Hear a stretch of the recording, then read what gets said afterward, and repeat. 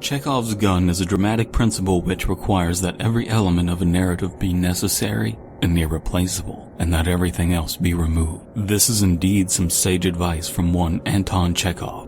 One must never place a loaded rifle on stage if it is not going to go off. It's wrong to make promise you don't mean to keep, is what I'm sure he said in broken English with a Russian accent.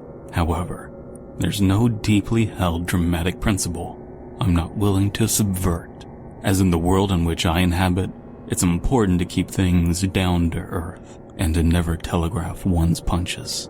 Dead pallets' guns are symbolic, and in that regard, they serve as red herrings. Film and lit lecture is over.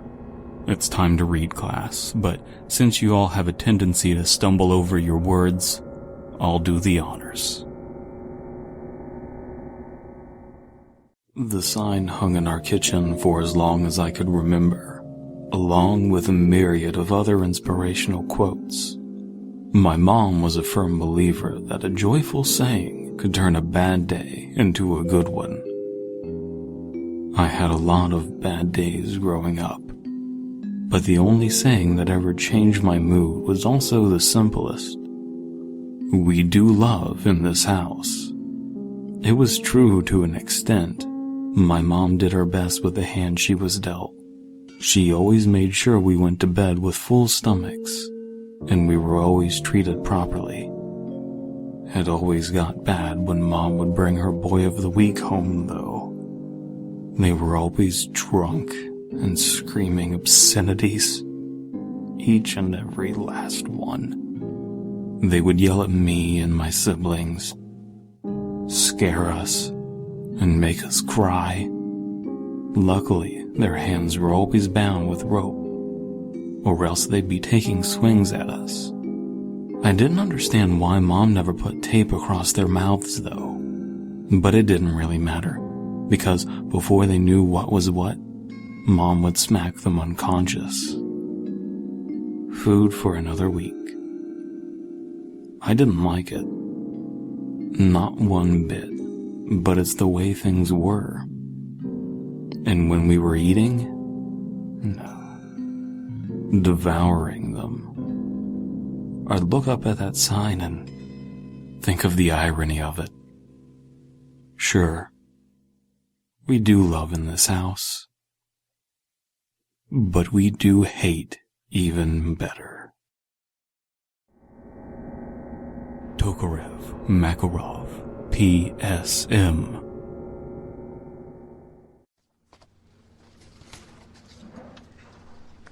Did you know the violent crime rate among schizophrenics is no higher than that of the general population? It's true. Hollywood gives us a bad rap about it, although we do hear voices telling us to do some depraved shit. That doesn't mean we act on it. Jam your pen down his fucking eye socket! That, for instance, is what I heard shouted in a voice much deeper and gruffer than my own as I walked into the boardroom and greeted my boss. "Good morning, Ken," I called, in what I personally believed to be a noticeably non-pin-stabby way. "Morning," he answered. "Get yourself some coffee and take a seat." "Throw the coffee at him!" the voice shouted as a colleague passes me the coffee pot. "Smash the pot! And use a shard of glass to slice off his dick!" Instead, I smile and thank him. As I walk over to take my seat, the voice throws out random demands. "Bite his fucking ear off! Rip her chair out from under her! Bash her fucking stall in!"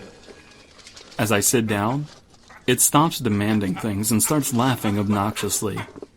Unusually active today. It's making it difficult to hear Ken welcome our newest VP to the firm. The voice is really more of a bully than... It abruptly goes silent as the new VP introduces himself. He flashes a smile at me, quick, but definitely at me, and he begins his presentation. I stare without understanding.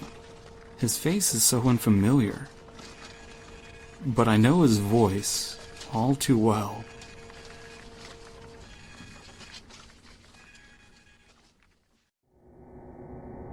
Moisenagant, SKS, Dragunov.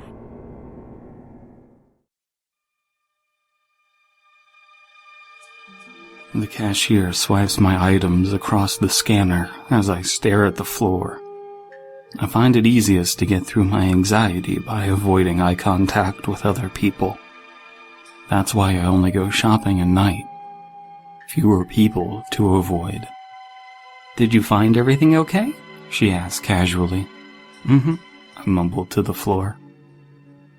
Her voice sounds nice. Pleasant. Curiosity wins me over and I glance up. The cashier's head is completely caved in on the left side, blood streaming out of her eye and ear on the right. Probably a car accident.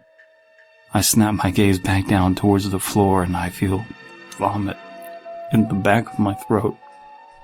After I pay, she gives me my change in a hand so mangled that I'm surprised it can hold anything at all. Thanking her, I grab my bags and turn towards the exit. Immediately, I see a man looking through magazines at the storefront. The skin on his face and hands is the consistency of a hot dog that fell into a campfire. Burn victim. I turn the other way and see a woman with a purple bruise surrounding her neck, eyes bugged out and bloodshot.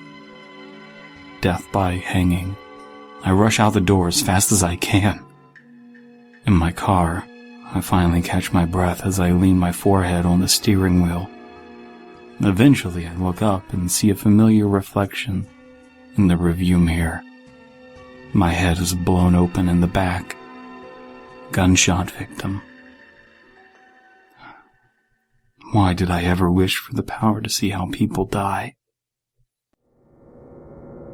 AKM, AK-12, RPK.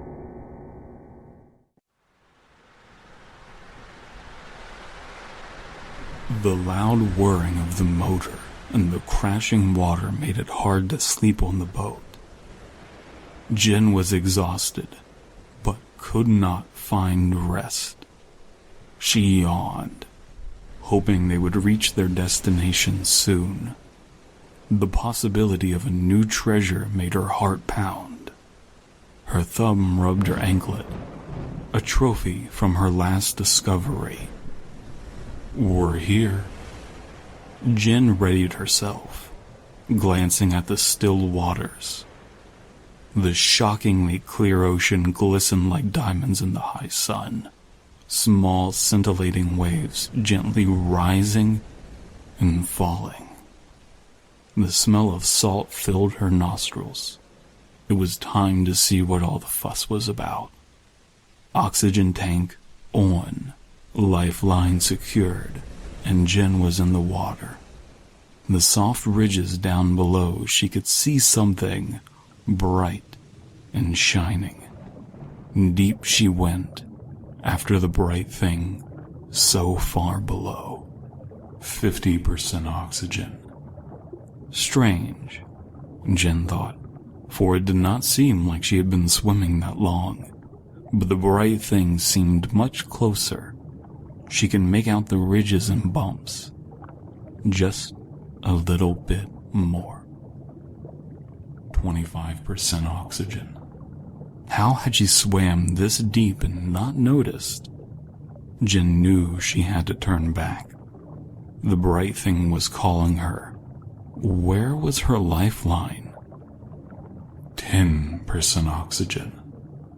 Jen carefully wiped the sand off the bright thing. It was white and smooth, polished by sand. Bone. Carefully, she excavated the skeleton. 5% oxygen. Something shone on the skeleton's leg. Her anklet. We're here. Jen woke up on the boat. The smell of salt filled her nostrils.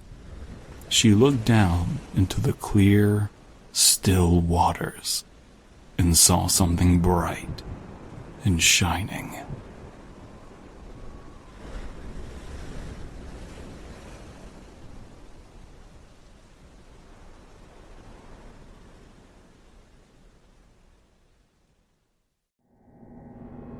While trust is built upon promises being kept like timely payments on a loan, an artist can't let their patrons be lost in a predictable world.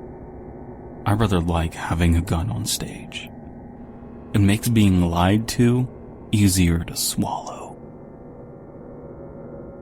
We Do Love in This House was written by Brunswick Caper. In My Head was written by S'mores3591. I Only Go Shopping at Night was written by Resistance 1984. Ocean Treasure was written by QueenSkittlez. Links are in the description.